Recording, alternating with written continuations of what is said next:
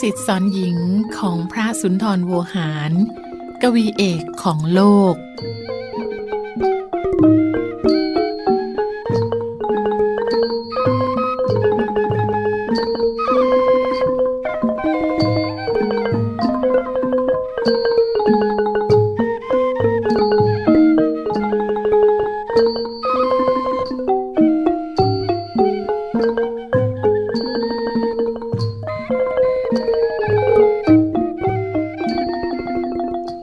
คำคมลมบุรุษนั้นสุดกล้า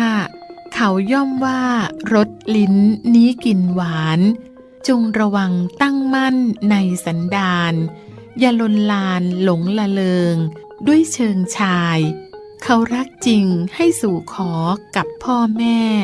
อย่าวิ่งแร่หลงงามไปตามง่ายเขาไม่เลี้ยงไล่ขับจะอับอายต้องเป็นม่ายอยู่กับบ้านประจานตน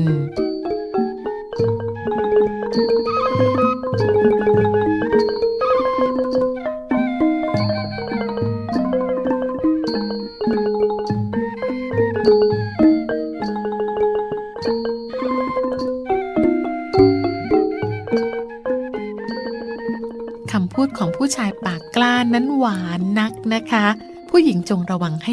มากๆให้อยู่ในสำนึกเสมออย่าไปเผลอเคลิบเคลิ้มตามเขาง่ายๆถ้าเขารักจริงก็ให้พ่อแม่มาสู่ขอตามประเพณีก่อนหากหนีตามเขาไปพอเขาเบื่อเขาอาจจะไล่ส่งให้ขายหน้าเป็นม่ายกลับมาบ้านเหมือนประจานตัวเองนะคะสาวๆคะยิ่งสมัยนี้ยิ่งน่ากลัวกว่าสมัยก่อนเพราะผู้หญิงมีโอกาสเจอใครต่อใครอิสระเสรีและมากกว่าเมื่อก่อนเชื่อโบราณแล้วไม่บานบุรีแบบที่เขาชอบล้อแน่ค่ะ